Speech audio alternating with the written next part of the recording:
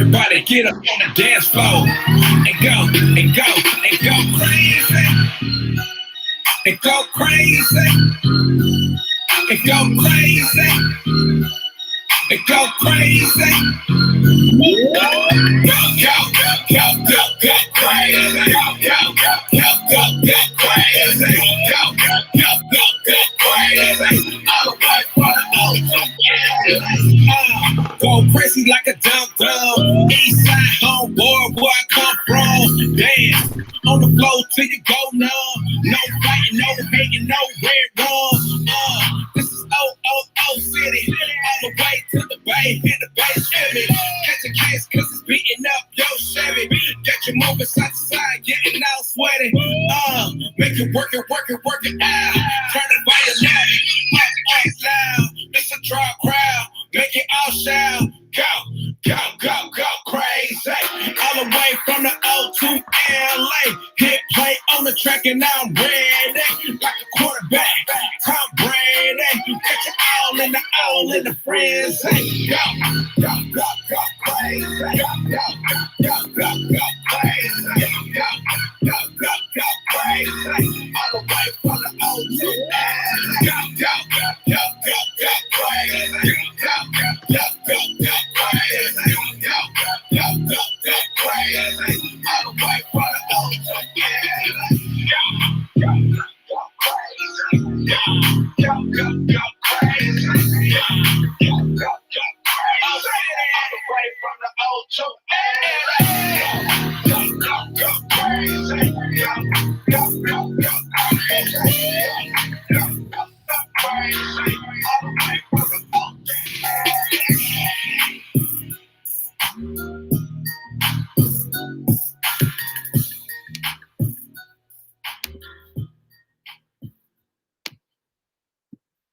What's up, my good people? How you doing? Hope everybody is having a good night as you come in. Of course, let us know where you are tuning in from. Drop us a hello, and we are going to get this show started tonight. We got a great show lined up for you tonight. And so as always, again, tell us where you are tuning in from. Drop a what's up so we can know that you are here. And yeah, tonight we got a good show. We want to hear from you as always. So for those of you all who are not familiar, this might be your first time. Welcome to the Scoop. What's going on, Ebony? How are you? OKC is in the house. So y'all listen, if this is your first time, just so you know, we are an interactive show. We are a show that we want to hear from you, not just to hear what we got to say. So y'all make sure that throughout tonight's show, you are dropping your comments. Also, as we get into this show, make sure that you hit that share button, or you either hit that share button and or you tag your friend and tell them that the Scoop has started, and so they need to come on in right now, because we got some great hot topics. And then in our second hour, we got a great main topic tonight for you tonight. So y'all tune in. Of course, before we get started, let me say what's up to my let me say not what's up, but let me say give a shout out to Q, who is not here tonight. Tonight is, y'all know, this is graduation season. So graduation for her, this is her young king, Adrian. This is his last I won't say, I'm gonna say band, but it's choir competition. And so she is with him tonight. And so I want to say salute to him because he's also graduating or graduated. So yeah, y'all, this is that season. So I wanted to give a shout out to Adrian. And then I'm waiting. Candace, we're having a little technical difficulty, so I'm trying to let her get in as well. Of course, I know some of you all are new, make sure that you are following us on all social media platforms. And you can do that by catching us on YouTube at The Scoop Show, on Facebook at Real Scoop Show, or on Instagram at The Scoop Radio Show. Again, that's on YouTube at The Scoop Show, on Facebook at Real Scoop Show, and on Instagram at the Scoop Radio Show. Y'all can tune in, y'all can catch us, y'all can see what we're doing. So if you ever miss a show, you can catch us on one of those. Or if you just want to make sure that you stay up to date on what's going on, you can do that as well on one of those platforms. So, Candace, we got you. Can you hear me? Nope. Okay. So Candace is still having some technical difficulties trying to get in. So while she's doing that, let me go ahead and work through some of this other stuff real quick. So of course, you guys, if you guys have not heard about my latest my new book that is in pre-order right now, if you have not ordered yours, y'all go and do that today.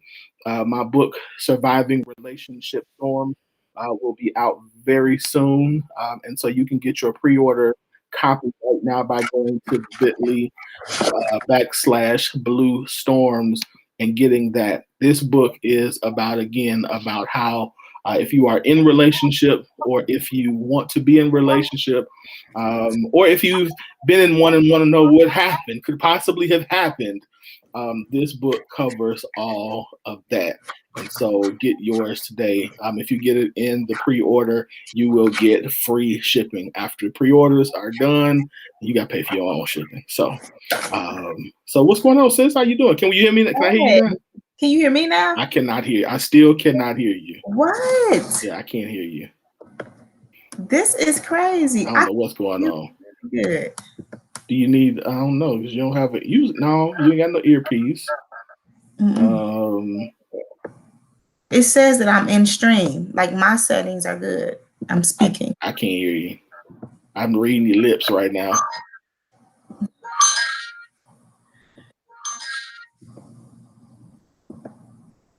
Can you hear me? Nope. Gemini season. Hey, your birthday is, I think, is. Am I supposed to sing happy? We supposed to sing happy birthday.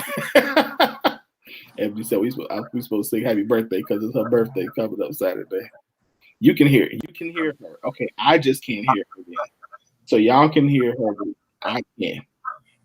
So they can hear me? They can hear. Ebony says that they. I just can't. Okay. I wonder what that's about.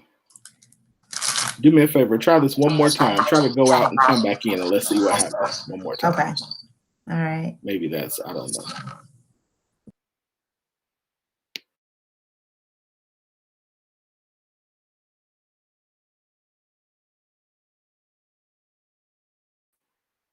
All right, we're gonna try this one more time. Yeah, you can hear her loud and clear. Okay, we're gonna try it one more time and see if maybe it could just be something on our end. I don't know why, but I can't hear any. I can't hear her at all.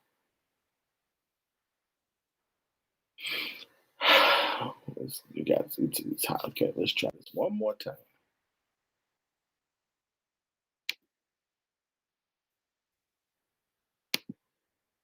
Muted.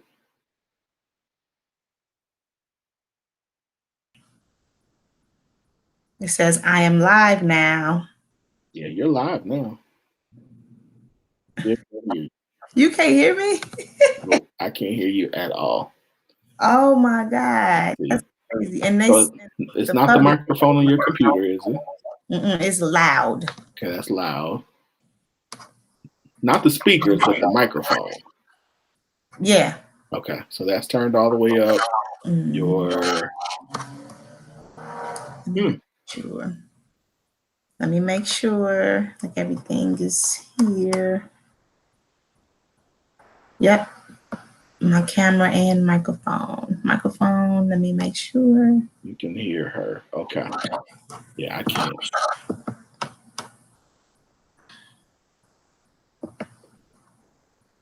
I wonder if it's got to be something on my end. Yeah.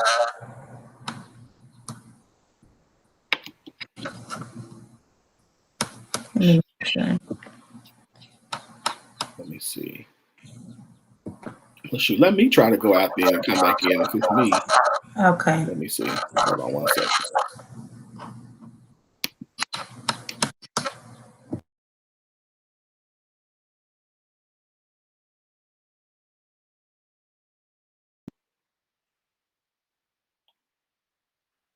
Let me see. Are you ready now? I can hear you. Okay, I still can't hear you. Check the aux. What is this? Somebody in the comments. Yeah, there's no auxiliary cord. Let me see.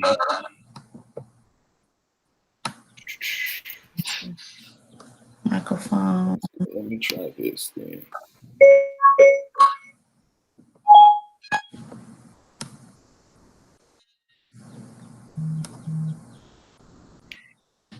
Let me make sure mine is up. That's connected.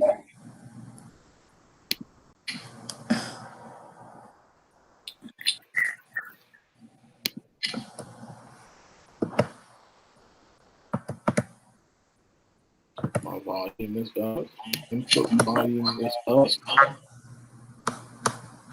Yep. I am good. I don't know. My Wi-Fi. My Wi-Fi is good. Yeah, mine is good. I got the expensive Wi-Fi.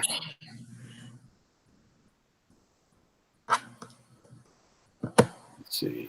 Go They to hear me and you can't. Let's see. Mm-hmm.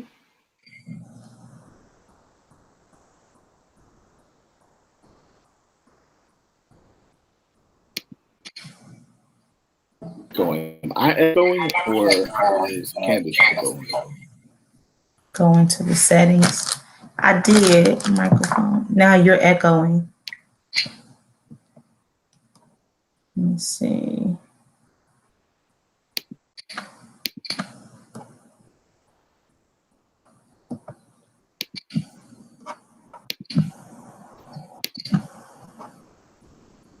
I'm echoing. Okay.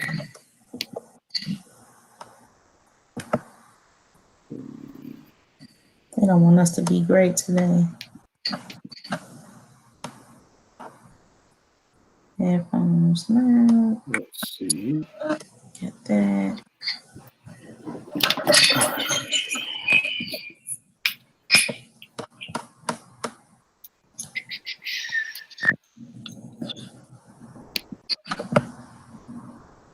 I'm going to mute.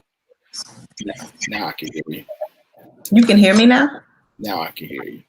Oh, that's what's up. Okay. Just switch my speakers. Okay, so maybe that's what, I don't know. All right, we're good now. I'll switch my speakers so now I can hear you. You have been playing with computers. I'm like, we going to Best Buy. This right. Do you hear an echo? Now I don't. Okay. I did. Okay. We good. All right. That was fun. All right. That was fun. And Mike, y'all was the tech support. Yeah. Shout out to tech support. What's up, brother? What's going on, sis? I miss you. Where you been?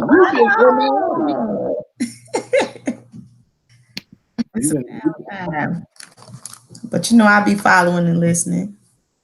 I listen. I know. These topics, I know. Yeah, y'all topics are hot. So I thought maybe people didn't want to hear what the topic was tonight. So maybe that's why all these tech issues. Right. They didn't want to hear. I didn't get a chance to share it. Share this the live about all this stuff. Mm-hmm. All right, hold on. Let me share this live real quick. Y'all hit this share button while I'm hitting it. Okay. I do hear your echo. Let me try this. Is that better? Nope. Still here. You can it might be something on your end that you hear.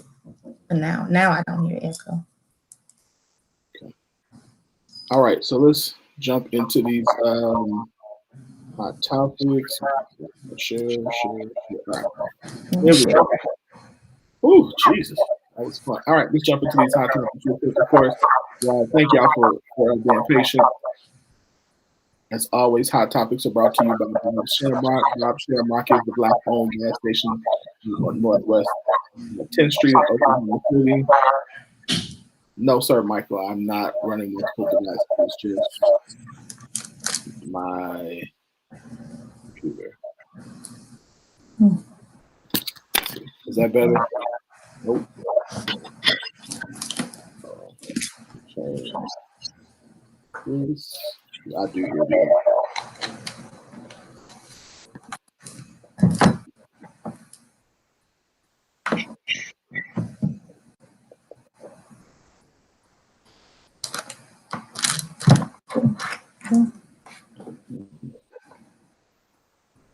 I don't hear the echo now, but on their end, it's probably different. Yeah. Turn something down.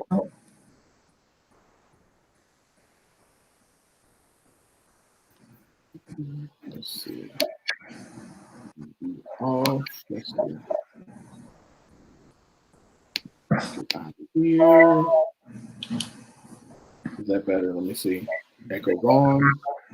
I don't like it. I don't hear it anymore. Okay. Maybe, I don't know. All right. All right. Echo when I So talk. are you saying something? Yeah. Can you? Nah, I can't hear you. Nope. Oh, nah. Hold on. Let me see what I just did. I can't hear you. Let's see. What did I do? All right, say something. Can you hear me? Oh my gosh. What the heck didn't happen? What did you do to fix it last time? Yeah, I did. Okay, let's try that. Nope, that's good. Gotcha. Okay, you're good. Okay. Is that echo again? I never really heard the echo. I think they hear it on their end. Just like they heard me. You didn't hear me. Okay. I think I See if getting something different. Unplug my microphone. So maybe that. Okay. All right. So again. Nope. Still here. There it is.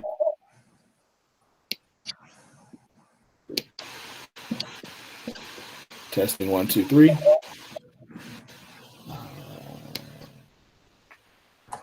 to turn that down a little bit. Maybe my levels are too high.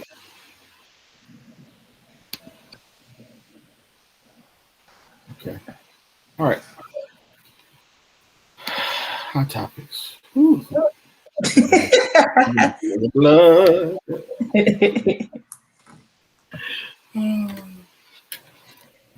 Let me take this off. Okay, so I have no microphone. That's not on. Speaker's off. There's no speaker to move.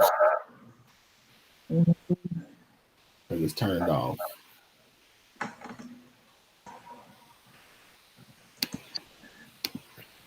So,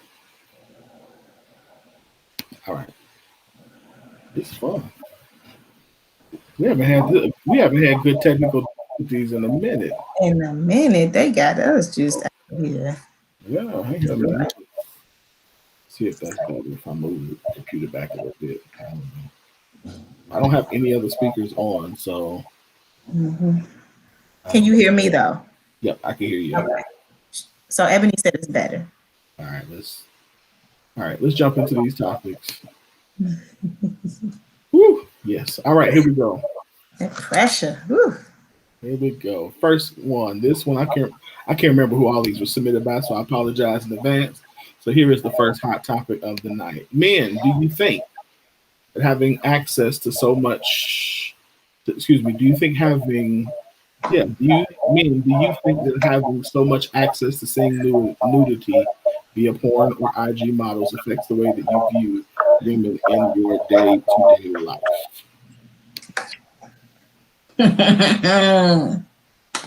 Good question, fellas. I definitely want to hear what your thoughts are on this one. I didn't, usually I don't post that I think that are going to be on the show. I try not to respond in the group because I want to leave my opinions for the show but I didn't know if this would make it or not, so I responded. Since I'm the man, I'll respond. My response to this was that I didn't think so. I don't think for me personally, because, and I said on the post, I said because for me, first of all, I'm not really into IG models, and porn is really something that, like, I think I said that because I was exposed to it so early that I think, you know, it might have at some point, but I think now, since that's not something that's really a thing in my life, like it's not a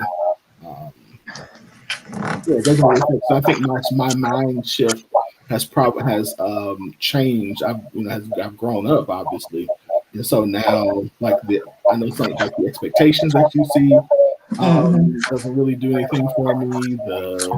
It's not a thing. You know, like, it's like something I'm looking at and going, "Ooh, this is what I expect every woman." Like, it just doesn't do that. I think when I did that was something that I was into very heavily. I think for me it was more of a wanting to know more about what was happening, wanting to more exposure to different things that you could do, and then but I don't think that I looked at it, women. It changed my view of women day to day. Now, what did change, I will say this, is later on is what really turned me off from it was when I started thinking that one of these days I could turn this on and see somebody I know or somebody who I see as like a sister of mine. And like, so if this is my sister, I don't want to see her like this. True. Like, I don't want to see my sister in that, like, what you do behind closed doors is what you do behind closed doors. So I think for me, so I think if I probably still watched it at the veracity that I did then, probably would. See, I think my first question was, what age group posted this? Because I had a feeling you would say that, like, being exposed to it young. So I think men after a certain age, not like, do you think having so much access? I feel like this is a question for like a child, teenage boy, maybe young 20s. I can see them maybe having, like asking yourself that after you 40, you've been married, you raising a child. I think the mindset is different. So you talking, like you just gave the example based on your younger, right, but you've already matured to a certain level. So I mean, I think it's possible, like depending on like what kind of environment are you being brought up in. I think that's possible. The question, I think, is possible. I just feel like the answer from you, I think, is just going to be different because absolutely you're coming from a completely different perspective now. But yeah, seeing a certain thing, the expectation, the addiction to porn, right.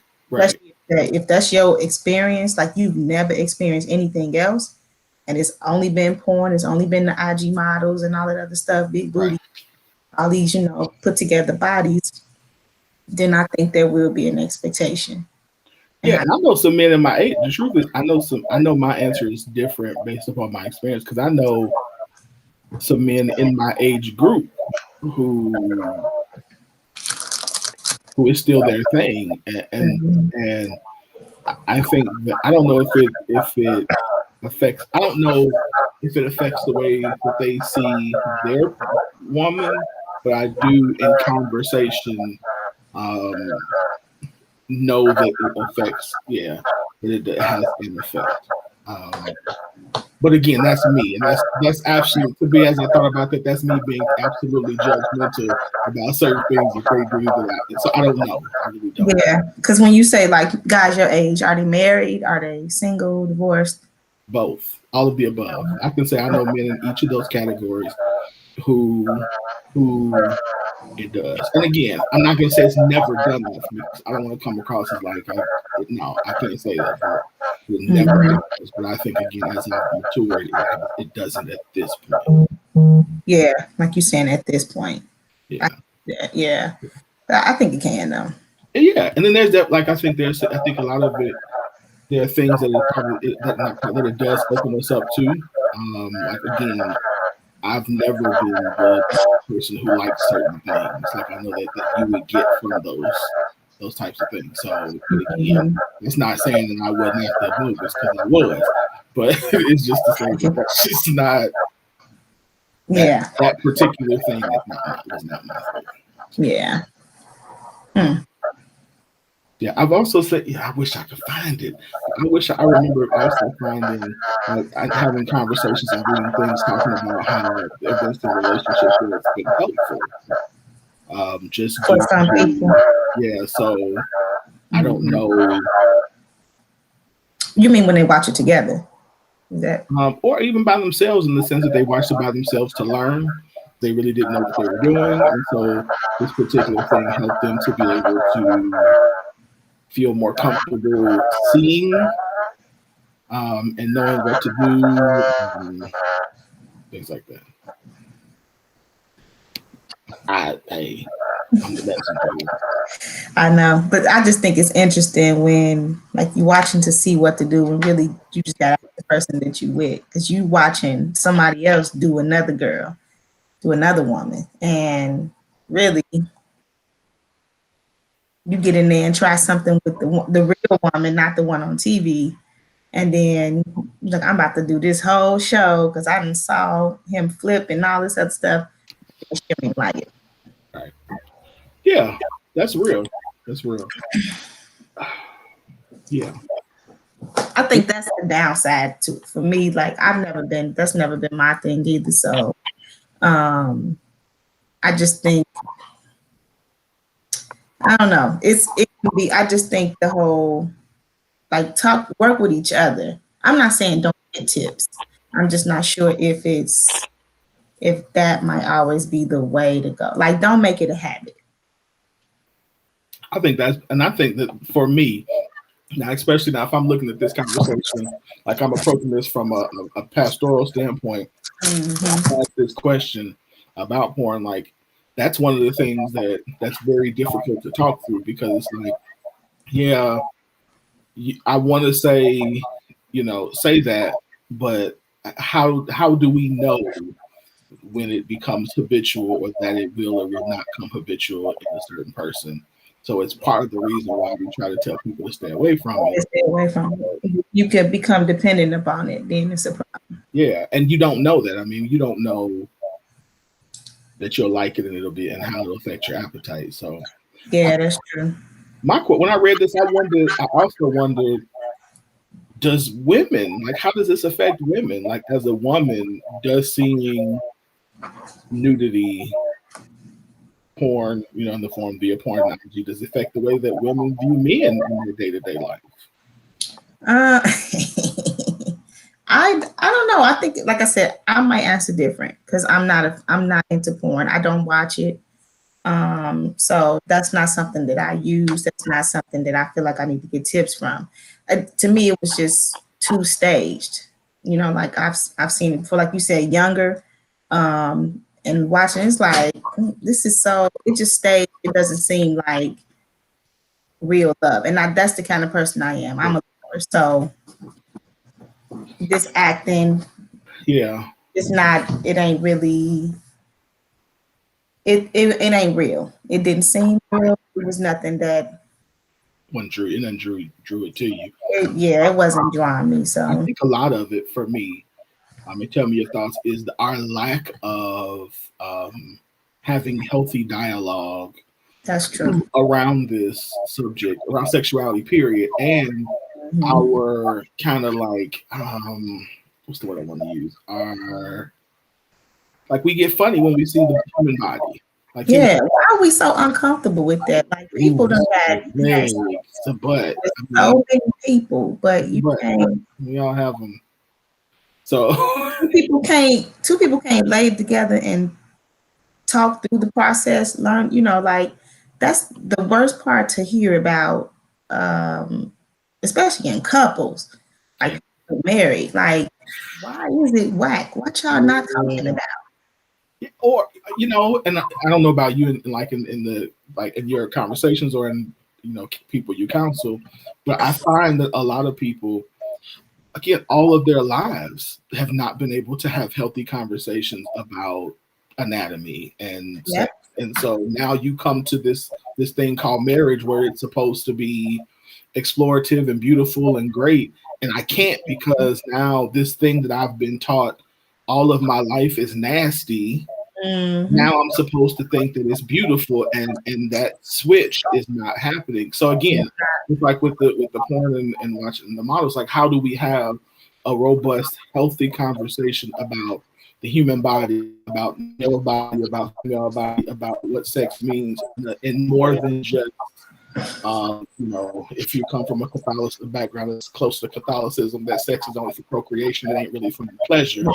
You come from another background that's all for pleasure, and you don't think about the procreation aspect of it. And then none of us really like to talk about, and then to scare us is talk about sexually transmitted diseases. So it's like, but that doesn't talk about beauty, like the beauty of, like you said, of the discovery. What it was created for. Yeah, or the beauty of the beauty of the discovery process that happens in a healthy relationship, where two people get to find out what each other likes and doesn't like, and how it become fun and funny, and the experiences that are built in that moment, not just through the act, but through the intimacy that comes with it. Those are conversations we don't have, and we got to figure out how to have them, so that our kids can, other people can stop thinking that that this is an act that says that as a woman, your body belongs to me as a man, or and your body belongs to me as, you know what I mean, like that whole Bible passage, like your body belongs to me, because it's more than that. It's more than that.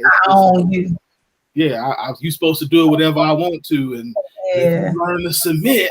And if you was a good man, then I would be wanting to submit and get. It's like, now, how you own something you don't know about? That'd be my thing. Because one of the biggest things, my son is a teenager now, so he trying to date, whatever you call it. Pray for me. But it's the whole, well, I hear girls like, ask her what does she like. Figure out what she like. Don't go don't do this generalized stuff. Because I feel like that's where some of these questions come from, because it's so generalized. And you're just talking to the person that you're trying to be with, the person that you lay with every night. You generalizing, thinking, I'm going to try this, instead of asking her, like, hey, I'm thinking about trying something new. Maybe she'll shoot you some Google documents, or maybe she looked up some stuff that she may want you to try. Don't go trying something because you heard somebody else try it and it rocked her world. No, you may not be with that kind of chick. So, or at least have the conversation and saying, hey, listen, I'm going to let's try some stuff. If you don't like it, let's try. Talk me through it. Talk me through it. I'll talk you through it. So I agree with you. It's like riding a bike, right? You gotta watch. Maybe that's not the best enough. I get your point. Yeah, I get your point. Let's keep going. Ladies, this one I posted for you. So I wanted to know, ladies, what kind of proposal do you prefer? Do you prefer a public proposal, meaning in front of large number of people, and like streamed on social media? Do you prefer an intimate proposal, where it's just close family and friends and not streamed on social media? Or do you prefer a private proposal where it's just the two of you? And let me say, the reason I asked this question was because I started seeing obviously we like to put everything on social media, but I see so many people who look so uncomfortable in that moment. And I'm like, I wonder if this is something that you even, like, the guy thought about, or really understood. So I just wondered, like, not just which do you prefer, but why. And so I got some really good feedback on this. What do you I love the responses on their post, because everybody stayed true to who they were. It went from just like, nope, just me and him, in a 2 small closet to no lights, camera, actions, call, Fox News calls everybody. I want everybody around when it happens. Shaquita. About to make it as extra as I am. I said, Lord Jesus. Like they wanted whole stage player productions, but I love the responses to that. So, ladies, I appreciate y'all staying true to what you want and what you prefer. I think the problem with these are when somebody proposed to get married, it's usually like you were saying. I'm seeing the uncomfortable uneasiness about the whole thing. It's like, I don't think he did what she wanted. You know what? Yeah. He had this idea of how he wanted to propose versus, you know, what her preference was. So that's like the whole proposal is supposed to be a surprise, you know. And I personally don't like surprises. I think I don't like to be caught off guard. So I would prefer private or just my closest. Because when I think back on the day, when you look at pictures and all that other stuff, I really don't need the audience that's not for me anyway, you know. So, but I think that's one of them conversations too. Like, you ain't got to know the day he gonna propose. It's supposed. You know, I like the tradition of it where you don't know it's coming, surprise and all that other stuff. I still like that. That's like, even though you don't like surprises. And I don't like surprises. Okay. And I don't like it, but it's just like, whoa, you just took me off guard. But I can handle it and be at ease because I'm around people that love me.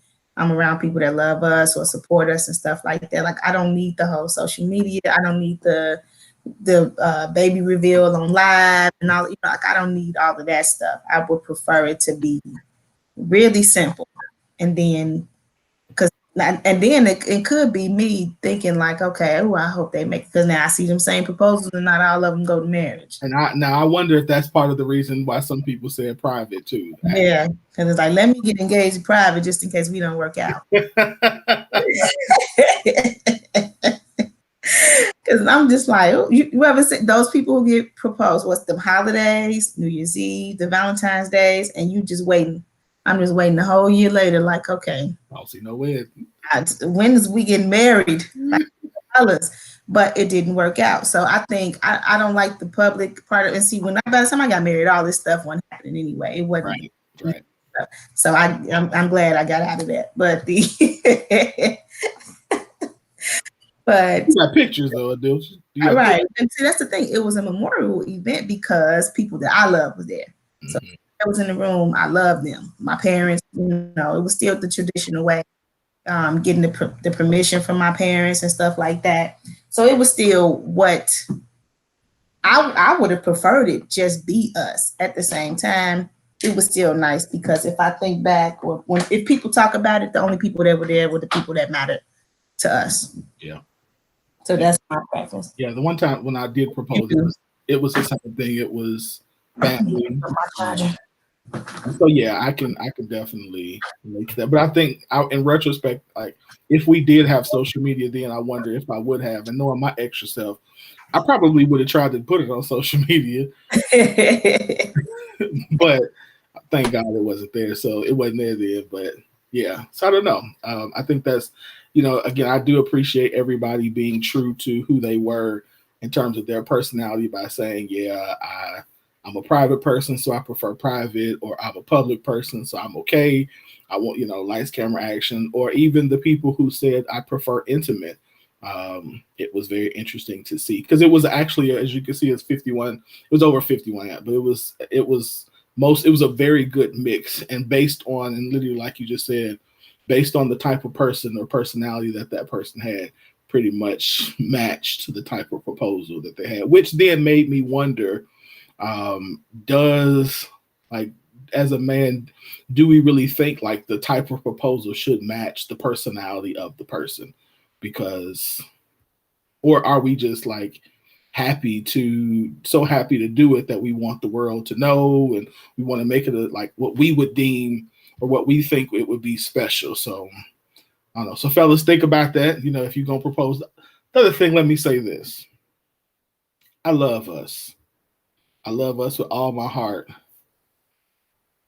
But just because I put this up, I had like 10 people in my inbox talking about some, you getting to get, it's just a post. It was just a post. Everybody slow down. and relax, because I got at least 10 people in my inbox swearing up and down that because I put this up that now I'm about to propose. And I'm like, y'all just, it's going to happen, but not yet. Woosah. Everybody calm down. All right. Next, I don't know where Candace went. She'll be back in a second, I'm sure. All right. Next one. The next one. Ooh. I did not post this one. So this one says, I don't know who needs to hear this, but hyper independence is a result of trauma. I don't need anybody and must do everything myself really means my ability to trust has been injured by people systematically letting me down and failing me. You do need people. We all do. Wow. So y'all put in your comment in the comments what you think about this. Do you agree that hyper independence is a result of trauma? And do you agree that we all need people? So I'm gonna jump in on this and say that I, for the most part, agree with Kate Kelly on this one. I do think that people who are hyper independent and people who do say that they don't need people, and people who say that they could do everything themselves, that there is some sort of injury there, and probably have been in situations where people have systematically let them down and failed them. I think that we were born to be interdependent. And so meaning that we are supposed to be where we can, on a certain level, on a relational level, rely on one another. I do, however, think that there has to be, each person does need a level of independence, which is why I like that it says hyper independence and not independence. Hyper independence meaning that it's extreme. So the extreme people who are like this, to me, is a result of some sort of trauma, as opposed to people who are just saying, I can, because this ain't saying I can do the day-to-day functions myself. I function well on a day-to-day basis by myself. That's not hyper independence. Hyper independence is saying, I don't ever need anybody. I don't ever need help. I don't ever need relationship. I see no value or need for relationship in my life because I can do everything by myself. I think people like that, to me, actually are probably have some type of trauma or wound that has put them in a position where they're injured. My thought. That's my thought. Can you hear me? Yep. Okay. Technology just don't want me to be great tonight. Yeah, what's your thoughts on this? I thought this was interesting because I'm hearing this a lot between trauma and this word has been coming out a lot. I think it makes sense. Maybe the hyper independence. I think it makes sense, and this happens a lot in women. It happens in men too. I think it's just absolutely more seen in women, but this. It's a result of just having, it can be trauma, but I think it's just a result of not being able to rely on anybody. You didn't have trustworthy people in your life, so now that's how everybody in the box. Yep. And you're going to take care of everything yourself, and then you're going to put that on your kid, so I just think it's all about really this truth. My ability to trust has been injured by people systemically letting me down and failing me. And the thing is, I think sometimes they don't want to really say who it really started with while we get into these conversations and, attacks against men and women when really it's probably a mom or your dad. It was big mama, daddy. Like those were the people who kept failing you. Like the people that you feel like somebody failed you, then they failed you when you was a child. But we put this on each other as peers and friends and like those in our relationships, work relationships. But with the last sentence is pretty much true. You do need people. We all do. There's no reason everybody should be doing everything on their own. Like I work hard, but sometimes it's just like, don't nobody want to do this. I had to get out of that mindset. I'm about to hire a cleaning lady. Like, get out of that mindset. That's not being lazy. A woman, y'all, will hire people, will go to sleep on the couch all day if she need to. That's Proverbs 31 woman. So don't let nobody tell y'all that you don't need to take a day off work just to lay on the couch all day, watch ratchet TV, do whatever you want to do. Yeah. Do that. That's taking care of yourself. So stop letting people making you think that you don't grind or you lazy because you don't work yourself to death. Absolutely. Yep. I absolutely agree on that one.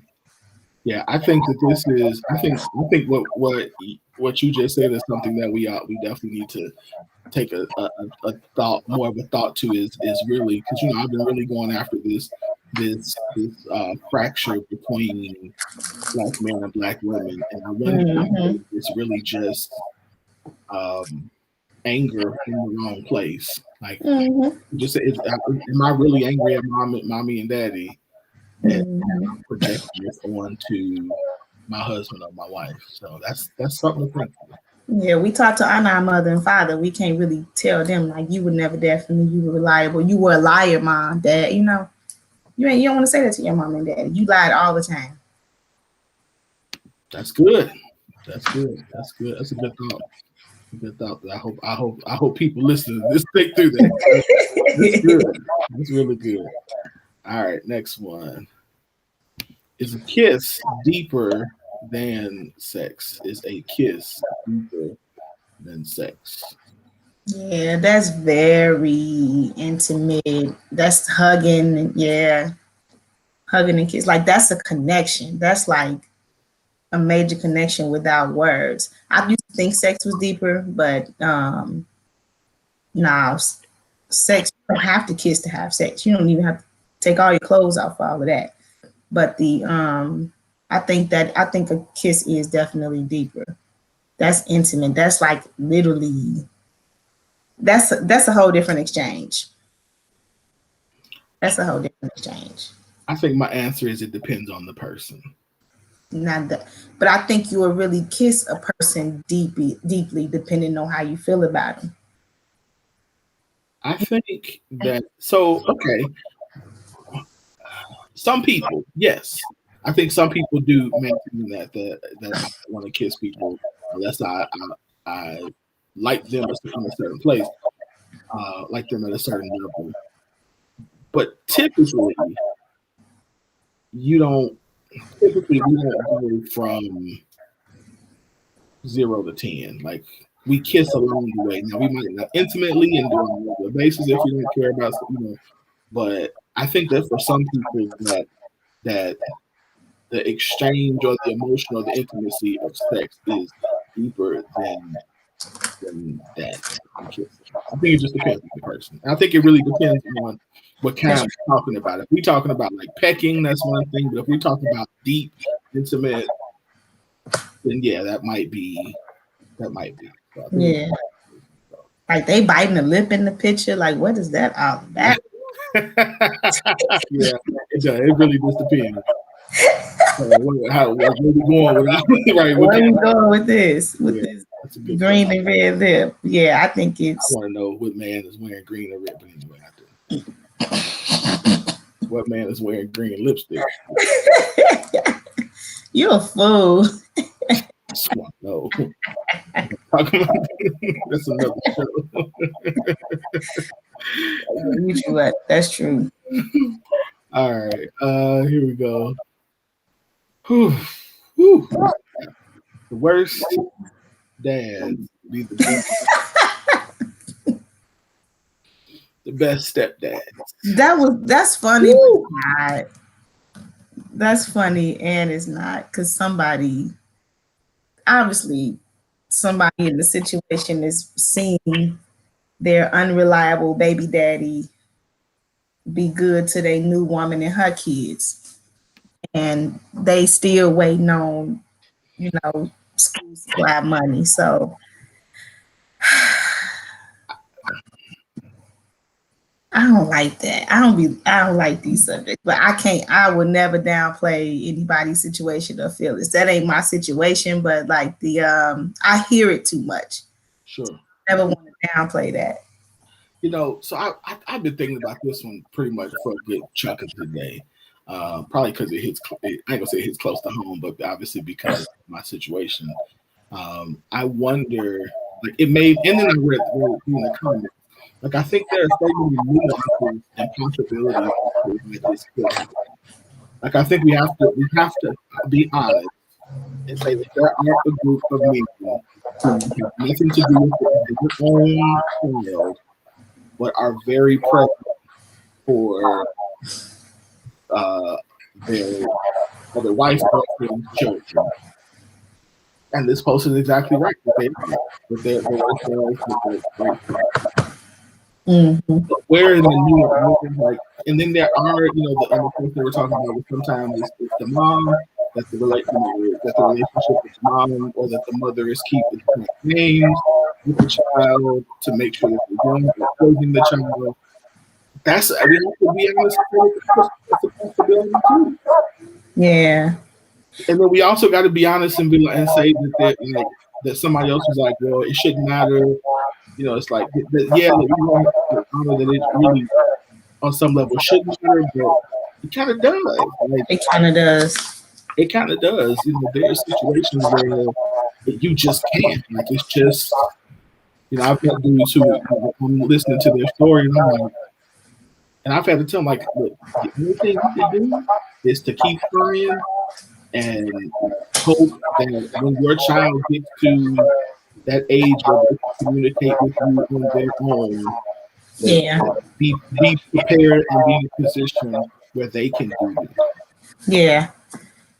I can see this. I can see a child feeling if you and your child's mother or whatever don't work out, and then you remarry or move in with another woman and she has kids, that makes you look like the better dad, especially if if your other children live with their mother. So now you the weekend or every other weekend dad. So I can see how that can look. But I think sometimes too, because every situation is going to be different, because sometimes what people need to realize too, that the bitterness from the breakup, like you got to dismiss that and not call them a bad dad because y'all didn't work out. So he's not a bad dad because y'all didn't work out. Give him, if he has access to his child. So if you moved in with, if you decide to move on and even go to as far as living with another guy or marrying him, that doesn't make him a bad dad. Right. It makes the dad feel like he has to overperform because there's another man living there. I see that part. Now, some of them are just bad dads because their bitterness sets in because she done moved on and now there's another man there. So you just step back. You're gonna allow yourself to either be jealous or intimidated by another man. So now you allow this man more space in your child's life than you yourself. You missing games and all the important stuff because you mad at the mother. So sometimes, you the bad dad, but like don't call nobody a bad dad because he chooses to move on though. Right. Yeah, I think there's that's absolutely correct. I think another nuance to this I thought about this afternoon was I wonder, like most of the dads that I know, even good ones, do not consider themselves good fathers. A lot of men who are excellent dads, who, if you ask them, "Are you a good dad?" They're like, "I'm not." And so why would they say that? I think because they focus on their mistakes. Okay. And so because of their mistakes, they focus on them instead of the good things that they've done that that I won't say override, but they don't compare them well. Like they'll say, like, I've done some good things, but when I think about all the bad things at the time I wasn't there, now to them they're bad. And so I wonder if part of this is guilt that's missing like the father thing. I don't know where it comes from. I think again, from what I can tell, it's just like I recognize I work too much more younger and I missed a lot of stuff. And now that they're older, all the time is on, or or I didn't provide as well as I possibly could have because I was, playing video games too much or whatever, and I could have, got serious about my career more, so it would have made my family's life better.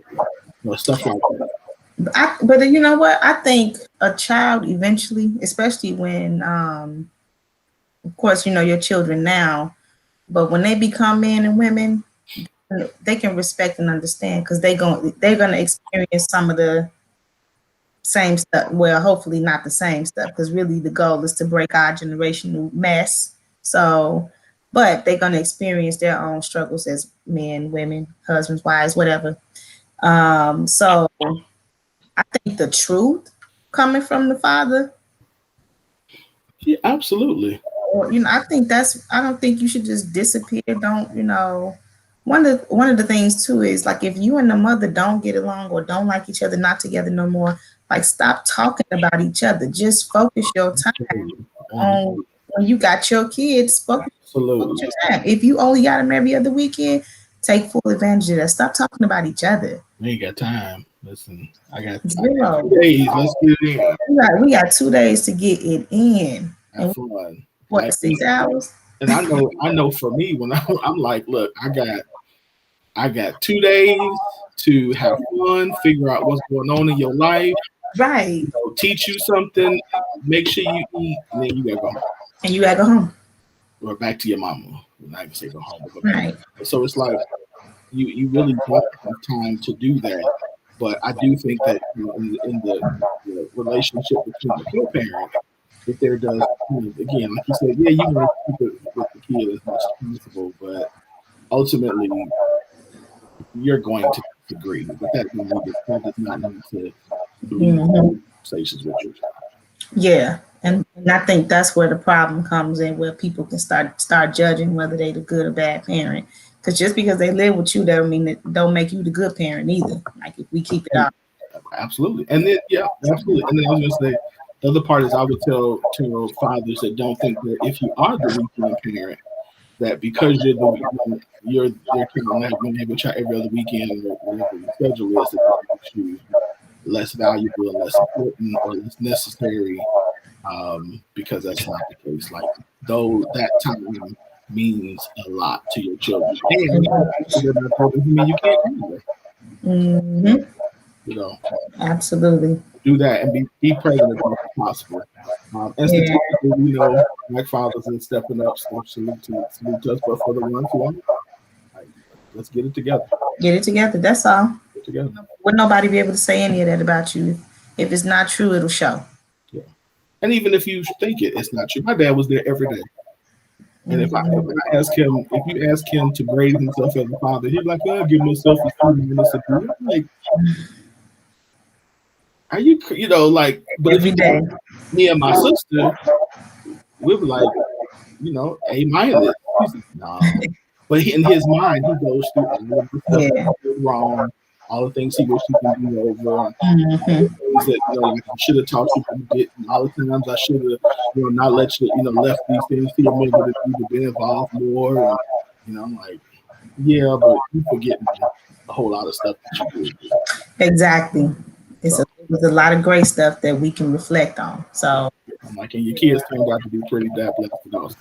So, right. Yeah. And that's what I'm saying. For the every other weekend dads, when they with you, make it unforgettable. Yep. And don't just be a fun dad. Right. Yeah. You got to tag that behind sometimes, but still make it, I want to be the fun dad. I'm not the fun parent, so I don't like y'all fun parents sometimes. I do. I'd be like, we're gonna be the fun dad.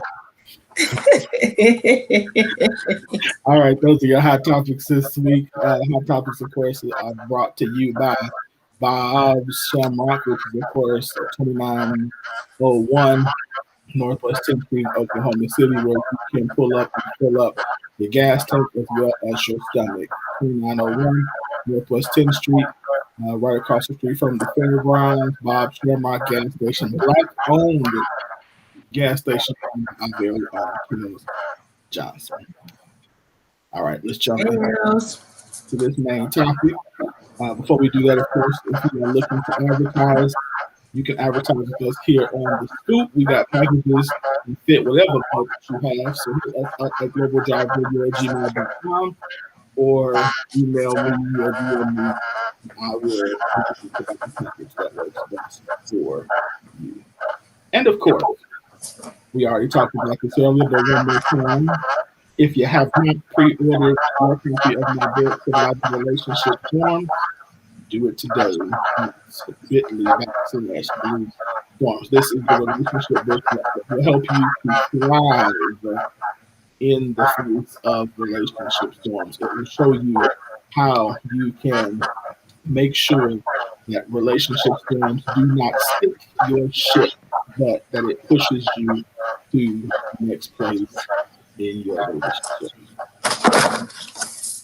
All right, let's do this main topic. Of course, our main topic is brought to you by Elegance by Design. Elegance by Design, where healthy hair skin is our priority and the beautiful you is our specialty. This is our flagship product, the Sexy Shea, which is for your hair, for your skin, get you looking right. Get that at elegancebydesign.com. If you did not see the testimony we done by our one of our favorite Chanel, who talked about how she used it to help her who has eczema. These are the pictures of her daughter's legs.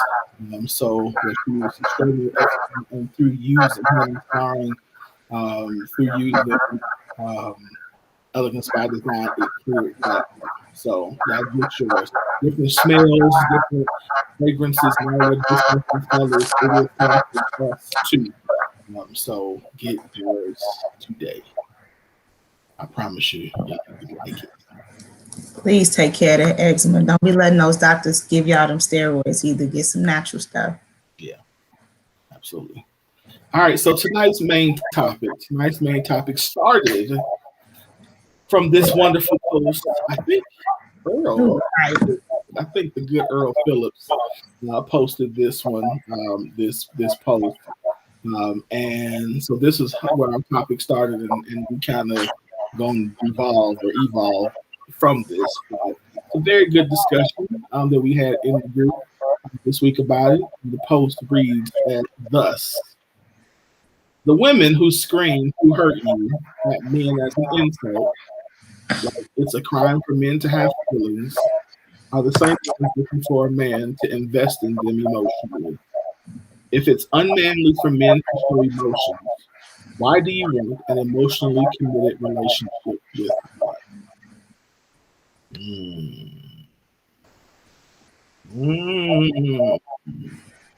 Who said it was unmanly to show emotions? Because, okay, I do agree it's an insult.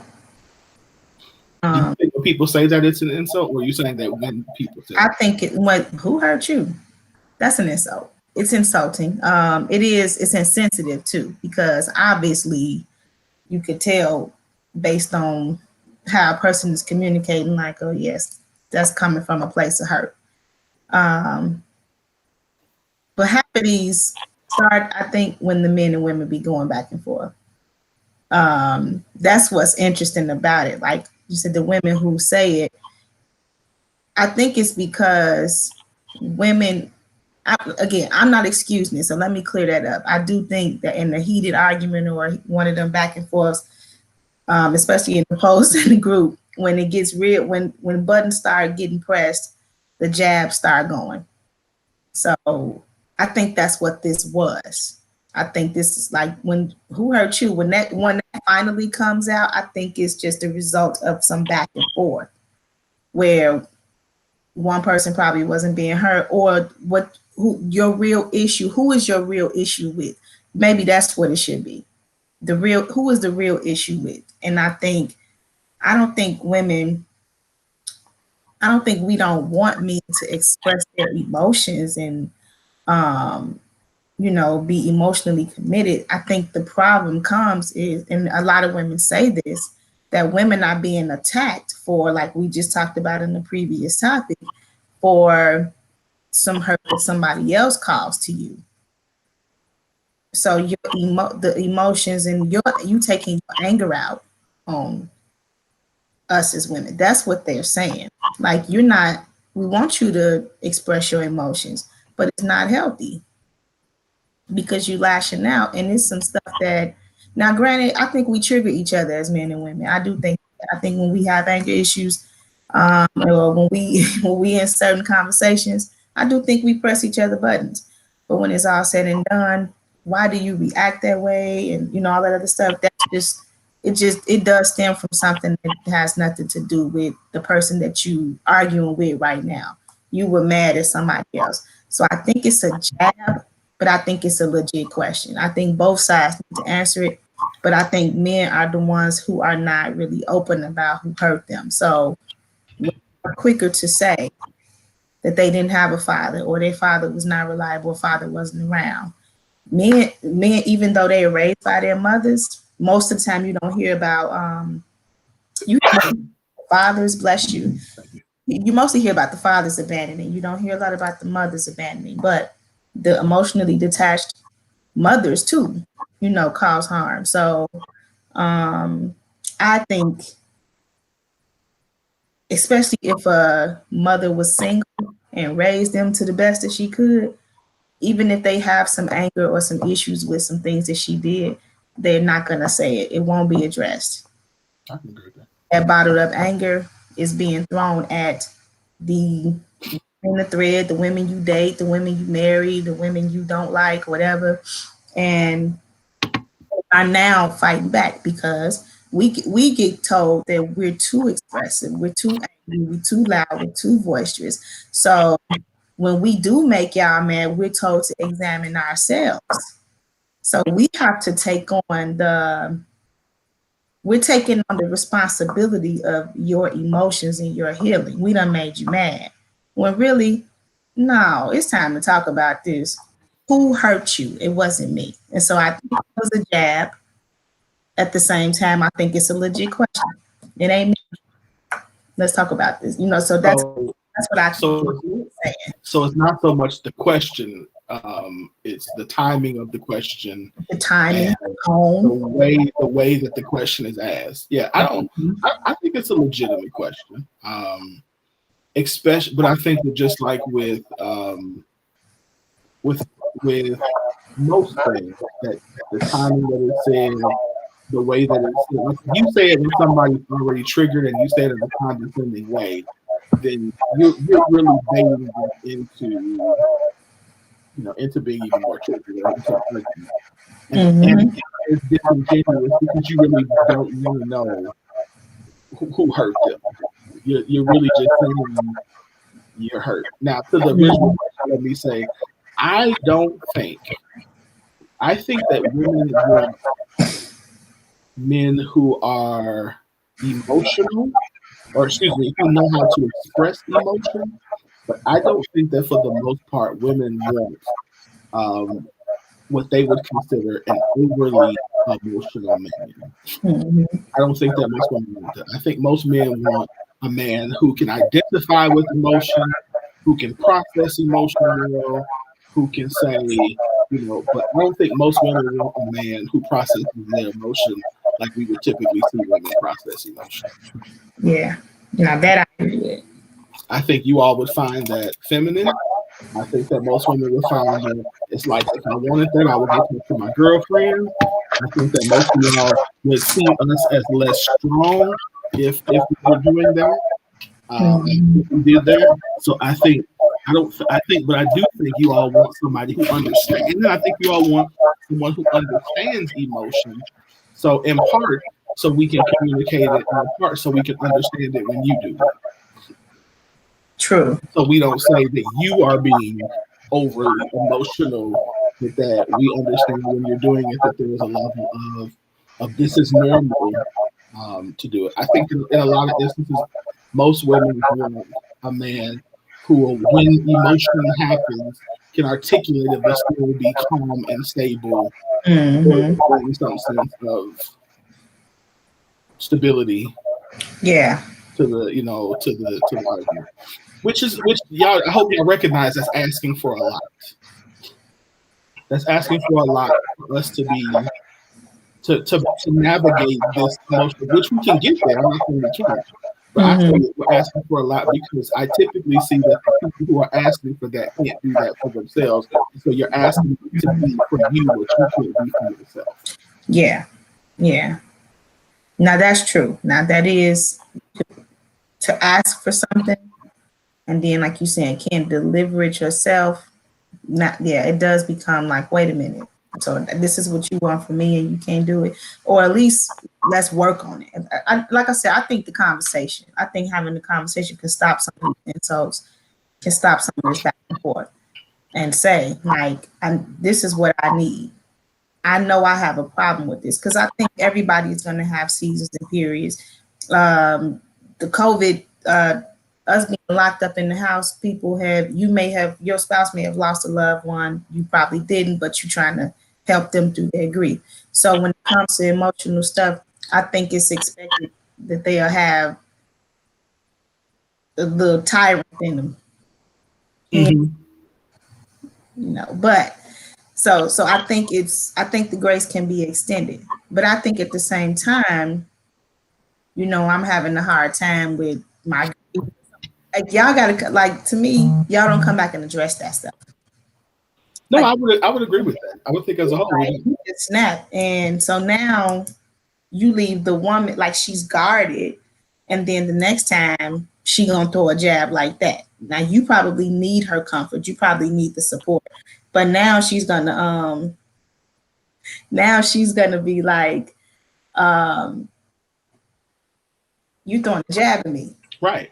Like you attacking. So now I'm about to throw a jab back because you don't come back and address that issue. So if you blow up at me, it's like, you know what? I'm really having to come back and let's talk about it. I'm having a hard time right now. The real issue is this. Like when we work, this is the real issue. This is the real issue. So you did probably just piss me off a minute ago. However, that big blow up, you ain't pissed me off that bad. It's something else. And I agree. Act like adults and let's address the real issue. Like open up to each other and say what it really is. I agree. Yeah, we should be jabs. Everybody has the right to defend themselves. Absolutely. I think you're women can go low. And sorry. Y'all go low better than anybody. I don't care what nobody says. I mean, get down low. All the way to the low. Woo! Did you have to go there? But I agree with you. I do think that anytime, like, I think that it's a legitimate question to ask who hurt you in the right moment where where somebody responds. But I think to do it in the heat of the battle is not the most loving time to do it. So to come back and say, like you said, to be able to whatever they done, okay, when we come back up, okay, now let's talk. What was that about? Like to even, which is a different way of saying who hurt you. Like I think sometimes just because culturally we know that the vitriol that the statement carries or the petty that they carry. That's not to use it. Sometimes you just say, all right, when you went off earlier, that seemed like that wasn't about what we were talking about. Can we let's investigate that a little bit because I appreciate that you felt comfortable enough to say what you need to say, but that was what it was about. That was some bull. That was not about you. You were both for that part. So let's get this. Let's talk through this. Yeah. Of course, if they're like, hey, they stonewall you, then it's like, no, you didn't get that mad because I ain't washed the dishes. Right. This ain't about dishes or whatever. This is about something deeper. And so let's pull this layer back so we can figure out because you can't be going off on me like that too many times. Yeah. B, I need you to understand how when you do that, how that affects overall nature of this house, this relationship, how I interact with you. Because again, it's not going to be too many times that I'm just going to give you a free pass talking crazy to me. Yeah. And I think that's a good way to put it, because something that I even learned is that there's only so much I can take. And so I'm trying to control I have some thoughts that I'm gonna just put them on paper and not say them to you. So if you keep pushing though, I'm gonna let you have it, because that's to get you off of me though. But since you, in my mind, since you want to be, you want to go there, you're gonna take this hit. And I'm not gonna show any mercy for what I'm about to say, because this needs to be said. Now I tried, with you. So it's, what is the truth here? We need to get to the bottom of this, because the real issue is not me. And I think that's what I think after a while, like I said, from my perspective, a while back I remember, I don't know if I think I shared that with you when I did that presentation on Black marriages. And I was asking like y'all opinion about, is it harder in marriages for the woman or the man? And it's always, I think we always point out the struggle that Black men go through, but those different things that they go through out in the streets and stuff like that, they have to come home to a peaceful home. So just think about everything that, a man may struggle with, racism, all other stuff that they dealt with back then, and then come home and we still deal with our own racism, sexism on top of that, in addition to trying to maintain the home. So you get to take your anger out at home, when really it's them in the street that you got the issue with. So I think it's harder on us, because all this time we've been told to be y'all peace too. So after a while, those jabs start coming. And I think now it's like, now the women aren't playing fair, they're playing dirty.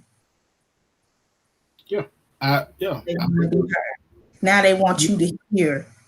They want you to hear and feel the hurt that, and this is what I believe is happening. And again, I'm not justifying it. I just believe that what's happening is they want you to hear and feel the hurt that they feel like it's been dished to them. Absolutely. And I'm just so blind to their behavior all these years that now they're playing victim. I said the same thing about 3 hours ago to somebody. Like, I absolutely agree with it. I think that we are seeing the pendulum. We are seeing the pendulum shift of years of pent up anger and hurt that had no place to go, and now it's all coming out. And a whole generation of women who said we're not going to be silent. We're not going to be your peace. We're not going to be your partner. We're going to raise all the hell and do whatever we want and say whatever we want to say. And we don't care if it offends you, hurts you, how it makes you feel. And I think that's what we're seeing. I think why that's problematic is it's just a pendulum can shift back the other way. Like power. Anytime you have power, the problem we always know power corrupts, and so now we're seeing a power shift. It's like you don't want to be the person. You don't want to be the person who inflicts the same type of pain that was inflicted on you, because the only thing it does is going to make the other side want to take back the power to inflict pain on you, and then you take it back, and we just go back.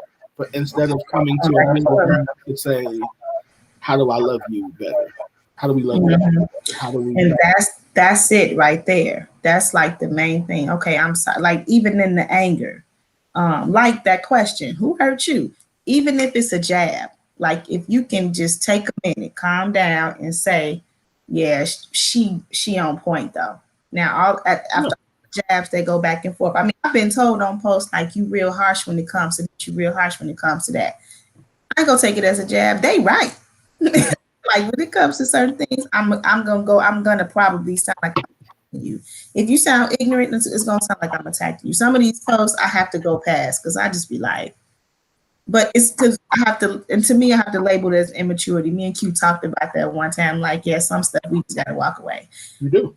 It's just immaturity. But then it's some topic I'm gonna just go ahead and come for your head because you've been sounding ignorant probably for a few days straight now. So let me just go ahead and knock this out. But I think people have to just start looking at themselves like, you know what, they're making a good point. Because like that's what troubles me the most. We can be in these relationships and say all this crazy stuff to each other, get mad and don't talk to each other for weeks, all this other stuff.